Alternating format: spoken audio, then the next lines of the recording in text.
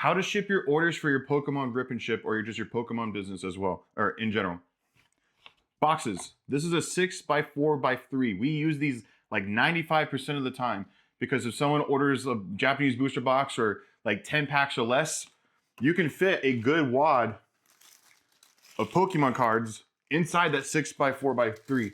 This will also fit high-class Japanese booster boxes, and you don't even need to put bubble wrap. It'll fit nice and snugly in there, and it folds up into your box that you need. I think these are called mailers. Look them up on Amazon. I'll have all the links in the description of what we use. We also use 8x8x4. This will fit an entire ETB really snug in, only one. But these tend to be used for larger orders. Like I have one in the back there. There's 3 poly bags worth. So it's like I'll fill them all in, wrap them all in bubble wrap. And then we have some filler here. You're gonna need filler to fill up all those empty spaces in your packages. You don't want things shifting around and moving around when you ship it to your customers. So I've kept all this and I have a bunch more in the garage. These are all just from like my personal Amazon packages, extra bubble wrap that comes in it, extra wrap that I got from different vendors. Like I just keep it all because it helps lower cost and I don't have to buy it myself because we're getting enough in. So something to consider, especially when you're starting out. And then I got a big old roll of bubble wrap here. I'm not really organized. All this stuff is to help reduce echo in this room. So it's just all blankets and stuff. My dog likes to sit in it. Also, we like to use poly bags. So we'll take the cards after they're opened, put them in the poly bag, fold it up tight, like wrap it over and seal it as such. Should probably go this way so you can see in the light. Keep it nice and taut, pull the sleeve, seal it up, and then I'm gonna wrap this in bubble wrap afterwards. I'll show you that in a moment. But you'll need bubble wrap. What else do you need? Tape. Don't forget tape. It's one of the things I forget all the time. And you have to run to the store and you just forget tape. What else? That's really it. We also got this like $20 scale on Amazon. You're gonna need a scale, especially when you start making your labels, because you need to be able to put that weight inside and you can't just guesstimate because it's going to affect the cost of shipping depending on the size of the box as well as the weight of the box. To be more efficient, I like to look at and scan, okay, how many boxes I'm going to need? And then you want to do the larger batches of the same repetitive motions, right? So I'm going to continue to make these boxes because I need at least 5 of them and I have 5 here. We're going to do the same repetitive motions each time. Get it out of the way because it's going to take more time to make one box, package it, seal it, right? Go through the whole process. Instead of that, just batch do it all together. You're also going to need a pen because what you're going to want to do at the end, and I'll show you, you're going to want to put the person's name and the weight on the box. So when you go to do large batches of printing labels, you don't have to worry about, oh, whose box was this and whatnot. A good way we like to track our orders during the actual stream. You can do it any way you want. I've seen people use like energy cards, write the order number and then who it's going to, maybe like a quick, like the order number on the energy card, and then they put that with the order. So when you go to grab them afterwards, you easily can identify whose box is who. We like to have, and it's just a little something, Pokeboys, these are old stickers, just little stickers. Go to a sticker shop. There's plenty on the internet. It is an extra expense, but it's a kind of like a nice touch. We also have been messing around with different stickers and like something you can do for your customers. Like we did a special Love Ball one for Valentine's Day. We have some extras. And what we like to do is we like to put the person's name on the back because this is going to get peeled off anyway. And that's how we keep track. And we put the sticker within their sealed poly bag. And that's how we keep track of all the orders. But just find the system that works for you. That's really what's important. And even the way I'm doing it may not work for you. I have extra room in my office. You may not. So just keep that in mind. The thing that I found that takes the longest is the printing of the labels. For me, I'm using this jacked up old printer. If you can afford it, I recommend going online, look on Amazon, it's like 150, 160 bucks. We got a Rollo, I think, branded label maker. It saves so much time. Being able to just print the label takes a couple seconds, peel, splatter it on your order. Versus every time I gotta print something on one sheet of paper, it's a waste of paper. and then I got to cut around it, and then I got to put it on the box, and then I got to tape every single section. Do you see how inefficient that can get, especially when you start building up a lot of orders in your business? So once you start to get to a place where you're having a lot of orders, you may want to consider getting a label maker. There's some really cheap ones out there. Just be careful. Like maybe put a little bit extra money in your. It's going to be a larger expense, but you get what you pay for at the end of the day. Okay, packing up orders. So like I said, we finished the stream. Put it in the poly bag. I like to fold it up so it keeps it nice and taut. Pull the seal. Should probably show you in the light, huh? Pull the seal. Boom. Nice, tight, keeps them together. Personally, I like to take one bubble mailer, one bubble wrap, and I like to wrap it up in this direction. Cover the name. And then you kind of get like a little roll. And I personally found this to be nice. I fold it under one side, and I kind of fold it on the other side. Or I fold it on the other side. That way it's kind of like extra protected, little pocket, and then it fits perfectly right inside. Now you can see in this particular example, I have a little bit extra space. So in this example here, I'm gonna put in some extra paper. Don't have to use a lot. You just wanna clear up. I'm so strong. You just wanna clear up that empty space. I'm already failing. I don't even know whose order this is because I was trying to block you from seeing it. Okay, good enough. Put it in, fill in the empty space. Just, it's a little extra touch, right? It's gonna take a little longer to package, but a little extra touch so it doesn't shift around in shipping. Because you don't want things moving. That's the worst thing. Hear that? Nothing. I don't like this pen. Get a pen. In this particular example, I'm just going to go through the whole process. Their name on it. Zero out your thing. 0.42, 0.43, 0.43. Put it to the side and keep going. Next one. Oh, I remember this person. I already talked about getting a good label maker. Oh, there's multiple different companies you could use in order to do shipping. Some platforms, let's say you have your own website like Wix or Shopify. I believe Shopify as well. Wix and Shopify, you can use their own internal shipping. I don't recommend it. We use Shippo. We found Shippo to be great. There's also Pirate Ship. There's a bunch of different options, but Pirate Ship tends to be a good one.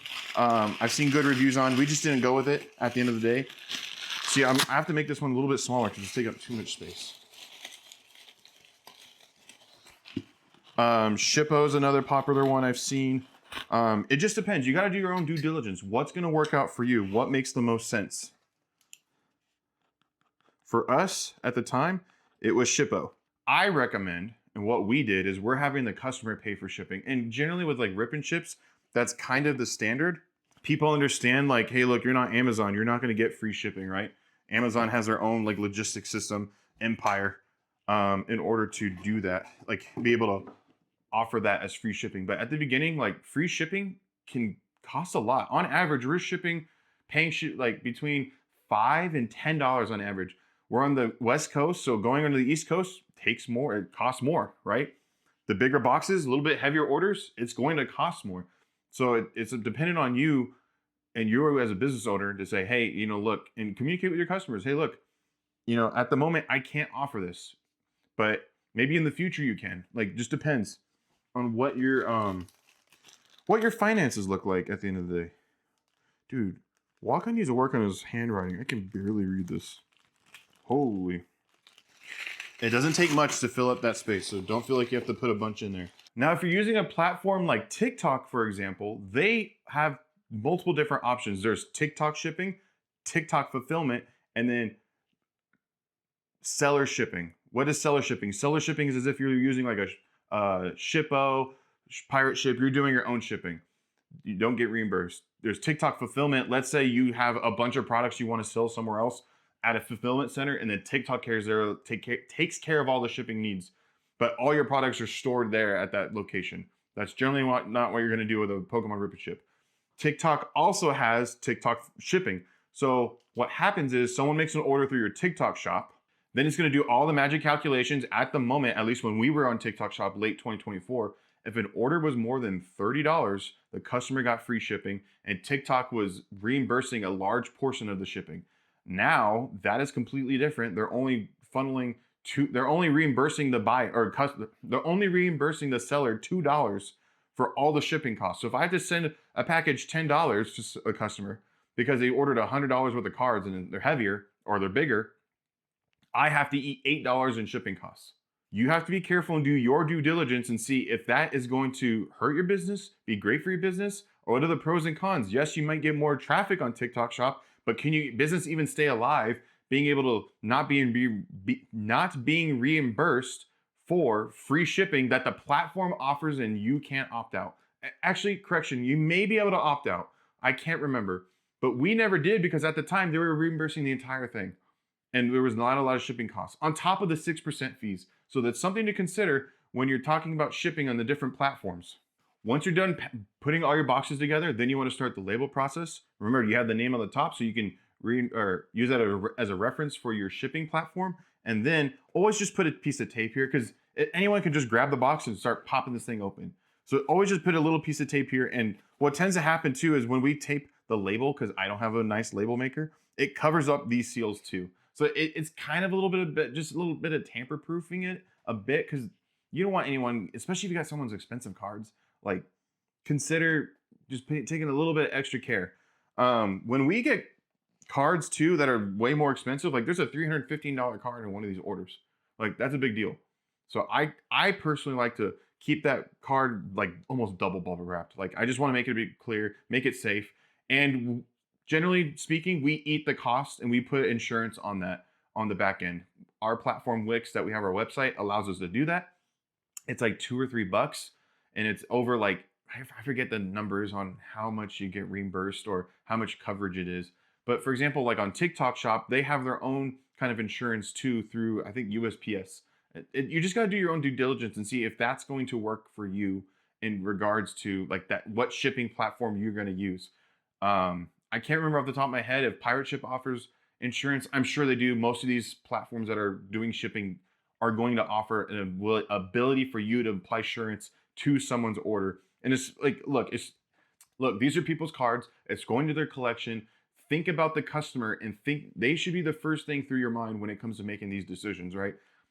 I don't need to put the extra bubble wrap in, but I like to because I don't want anything shifting around, and I don't want to get a complaint somewhere down the line saying, "Hey, this didn't ship right," or there was some damage. You just got to be careful. Just take a little bit extra step. What is it? It doesn't cost me anything because I got all that for free.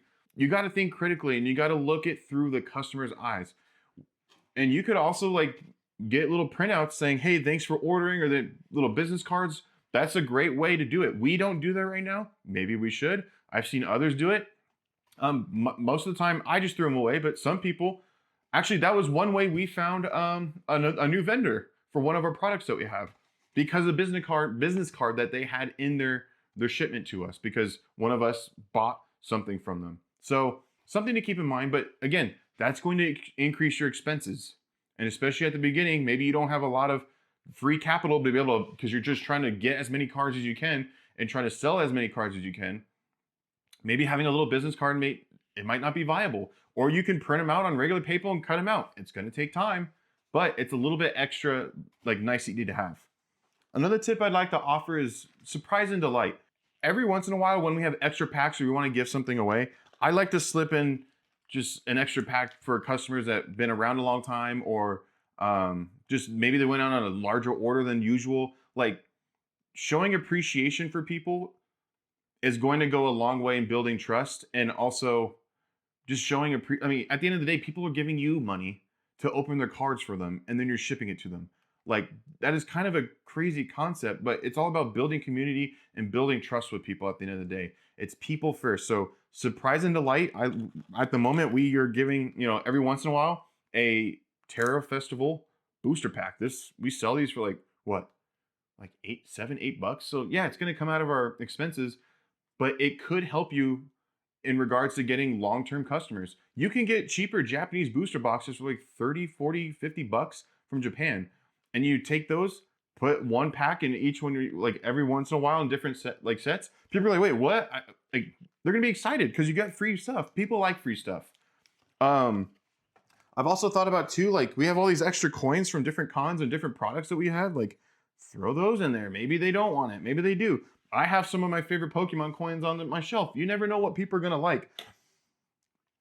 But it's surprise and delight them. So there's one order in particular that I'm gonna put this one in. I think it's this one because she has been around a long time and went really in on a lot of Evolving Skies for us. Has been a great community member, and it's just another way to say thank you, other than using words. It's showing action, right? It's putting money where our mouth is. Like that's going to cost us money at the end of the day in our expenses section of our our spreadsheet, but it's a great gesture to show somebody if they're giving you their time and giving you their money to open up their Pokemon cards.